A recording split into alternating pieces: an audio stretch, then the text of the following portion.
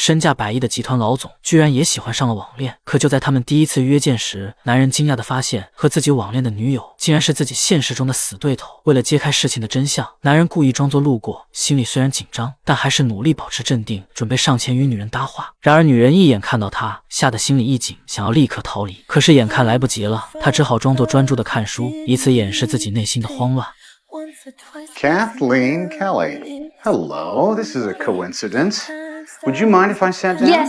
Yes, I would. Actually, I'm expecting someone. 桌上那本《傲慢与偏见》赫然在目，男人心里一亮，确认了面前的女人正是他想要见的人。于是他毫不犹豫地忽略了她的反对，径直坐了下来。为了故意激怒眼前的女人，男人不仅对她手中的书籍冷嘲热讽，还抓起了她精心准备的玫瑰，毫不顾忌地玩弄着，直到女人苦苦哀求，他才勉强答应离开。然而刚转身，他又在她身后找了个位置坐了下来。看着女人补妆时，他还故意伸头过去偷看，让她不得不羞涩地收起镜子。当女人以为自己被放鸽子，快要情绪崩溃时，男人又迅速回到她的对面，满脸得意地开始唇枪舌战，甚至口出恶言。再也忍耐不住的女人终于爆发，毫不留情地反击了回去。You are nothing but a suit. 或许是那句话深深刺痛了他的内心，男人很快便失落地匆匆离开。此时的女人却完全没有想到，眼前这个令她无比厌烦的人，未来将彻底改变她的生活轨迹。她名叫安妮，是一家儿童书店的老板，凭借着细致入微的服务，她的书店生意一直红火。然而好景不长，一家大型连锁书店悄然入驻这个街区，而它的经营者正是麦克。作为身价1000万的公司总裁，麦克有着敏锐的商业眼光和高超的经营手腕，每一家分店都是成功的典范。许多私人书店因此面临被吞并或关门的窘境，安妮的儿童书店也难逃此劫。工作压力如山般沉重，让她喘不过气来。为了宣泄心中的苦闷，她决定在互联网倾诉自己的心声。就在这时，一个名叫纽约152的男人走进了安妮的生活。他幽默风趣的言辞瞬间吸引了她的注意。然而安妮并不知道，这位网友其实就是麦克。更有意思的是，他们在现实生活中竟然是邻居，每天都在同一条路上擦肩而过，却从未认识。直到有一天，麦克带着姑姑和弟弟外出游玩，三人恰好路过安妮的儿童书店。在孩子们的强烈要求下，麦克决定走了进去。此时的安妮正认真地给孩子们讲故事，每周她都会举办一次这样的故事会，让书中的情节变得生动有趣。从孩子们陶醉的神情中可以看出，这些活动不仅帮助了书籍的销售，也赋予了更多的意义。不久后，麦克的姑姑在安妮的推荐下，兴致勃勃地买了许多本书，而麦克也第一次领略到了安妮的魅力与实力。在结账时，安妮不禁吐槽了一番麦克新开的书店，没想到他的姑姑心直口快，差点就揭露了麦克的真实身份。幸运的是，麦克反应迅速，及时化解了这一尴尬局面。不久之后，麦克的新书店盛大开业，凭借豪华的装修、诱人的折扣和免费的美食，迅速吸引了大量顾客。这也使得安妮的书店面临着严峻的挑战，客流量直线下滑，仅仅1周内，店里的流水就减少了1半。如果继续这样下去，他的书店很可能撑不到下一个圣诞节。心情烦闷的安妮在网络上倾诉自己的遭遇，而不知情的麦克则鼓励她勇敢站起来反抗。Fight to the death.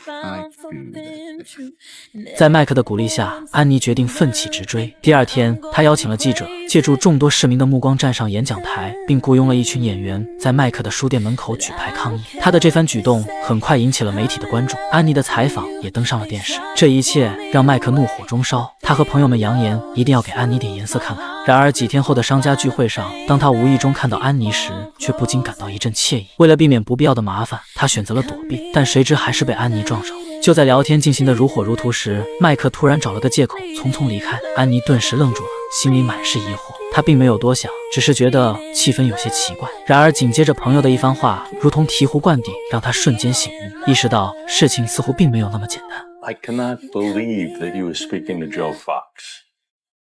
Joe Fox? Joe Fox. As in, He's gonna take over everything. 得知真相的安妮怒火中烧，找到麦克质问他，指责他竟然利用孩子作为挡箭牌来刺探自己的生意。他恨不得当场和他理论个明白。然而麦克却显得异常淡定。And you do not own the phrase around the corner.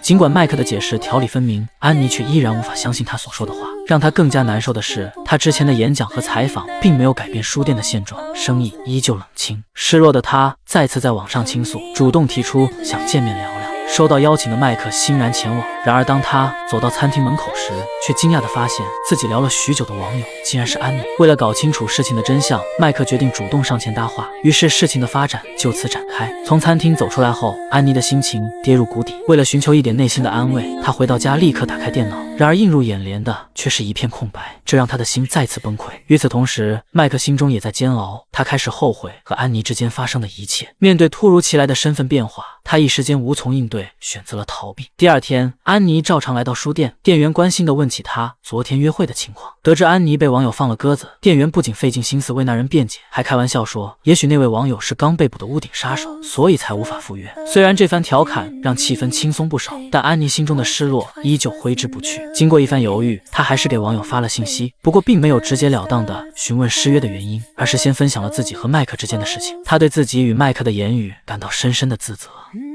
I was cruel, and I'm never cruel. And even though I can hardly believe what I said mattered to this man, to him I am just a bug to be crushed. But what if it did? No matter what he's done to me, there is no excuse for my behavior. Anyway, I so wanted to talk to you. I hope you have a good reason for not being there last night. You don't seem like the kind of person that would do something like that. 安妮的话让麦克感到进退维谷，此时的他既不能坦白自己的真实身份，也找不到一个合适的借口来解释失约。他心里一团乱，不知该如何应对，想要再次逃避。不过在经过一番深思熟虑后，他最终还是回到了电脑前。小心翼翼的，他开始敲下自己无法赴约的理由，并诚恳地向安妮表达了歉意。I feel terrible that you found yourself in a situation that caused you additional pain. But I'm absolutely sure that whatever you said last night was provoked, even deserved. And everyone says things they regret when they're worried or stressed. You were expecting to see someone you trusted and met the enemy instead. The fault is mine. Someday I'll explain everything. Meanwhile, I'm still here. 接下来的日子里，安妮和麦克暂时断开了联系。与此同时，安妮的书店因生意不景气，最终不得不进行打折清仓。尽管心中充满了不舍，她还是做出了这个艰难的决定。在遣散了所有员工后，她亲手关闭了这家拥有42年历史的老书店。在回家的路上，安妮的心中充满了失落。恰巧路过麦克的书店，出于好奇，她决定走进去看看。当她踏入这间书店时，才发现麦克的成功并非偶然。这里不仅装修豪华，还有着琳琅满目、种类繁多的书籍，尤其是那片专为儿童学习而设的休息区，给他留下了深刻的印象。面对这样完美的书店，他不禁感到自愧不如。然而他并不知道，从他进店的那一刻起，麦克就一直在暗中观察着他。当他得知安妮的书店因自己而倒闭时，久经商场的麦克第一次感到愧疚。为了表达自己的歉意，第二天他捧着鲜花来到了安妮的家。Hello. Hello. What are you doing here? I heard you were sick, and I was worried, and I wanted to make sure. What? Is there somebody here? No. Oh. Hope Shopping Network. Oh, you buy any of those little porcelain dolls? I was thinking about it. 当安妮打开门，想要让麦克离开时，没想到他却像是自来熟一样，迅速忙碌了起来。他首先把鲜花插好，摆放得整整齐齐，然后又为安妮泡了一杯温暖的奶茶，驱散她心中的寒意。这样的举动让安妮感到意外，也让她的心情稍微缓和了一些。Right, I put you out of business, so you're entitled to hate me. I don't hate you. 随着身份的变化，安妮和麦克之间的对话不再像以前那样充满敌意。渐渐的，他们的话题开始变得轻松而愉快，彼此的心扉也随之打开。他们相谈甚欢，在交流中互相理解，分享着各自的生活经历与感受，仿佛总有聊不完的话题，笑声不断回荡在空气中。Why did you stop by again? I forget. I wanted to be your friend. I knew it wasn't possible. What can I say? Sometimes a guy just wants the impossible. 安妮并没有回应麦克的热情，而是转身走进了卧室。随后两人开始谈论起那晚在咖啡厅的事情。安妮坦言，其实她和麦克并不算熟悉，因为从一开始他们就约定要小心翼翼地探查对方的真实情况。然而麦克却鼓励她大胆一点，去和对方见面，去了解彼此的真实一面。I hardly think I need to take advice from a person who... Now I concede I bring out the worst in you.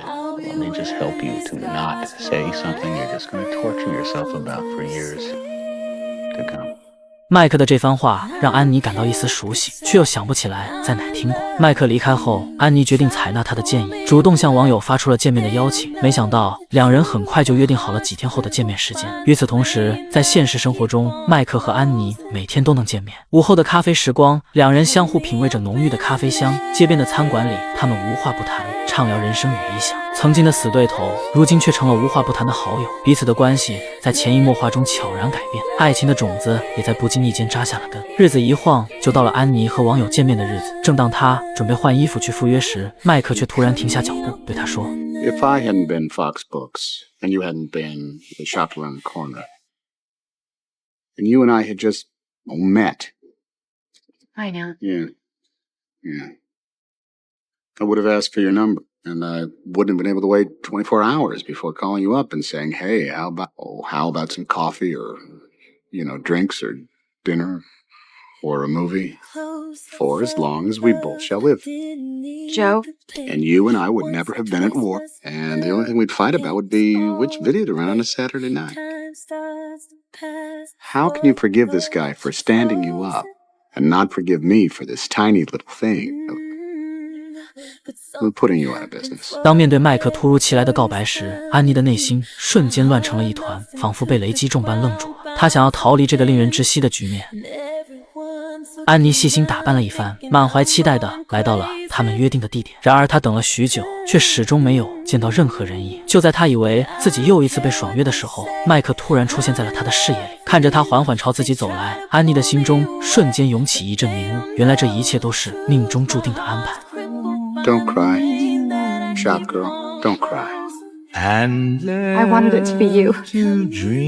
I wanted it to be you so badly. 随着两人深情的吻落下，那一刻成为了他们爱情的印记。命运总是喜欢跟我们开玩笑，却又处处显露着他的匠心。当我们以为遇到了生命中最大的对手时，或许恰恰遇见了最契合的灵魂。就像春日里的第一缕阳光，穿透寒冬的坚冰，融化了彼此心中的偏见与芥蒂。原来真爱从不在乎你是谁，他只在乎你是否真实。当我们放下固有的成见，敞开心扉去感受对方时，才发现曾经的对立不过是相遇的铺垫。昔日的针锋相对，终将化作相濡以沫的温柔。这大概就是生活给我们最好的礼物，在看似偶然的相遇背后，藏着命中注定的美好。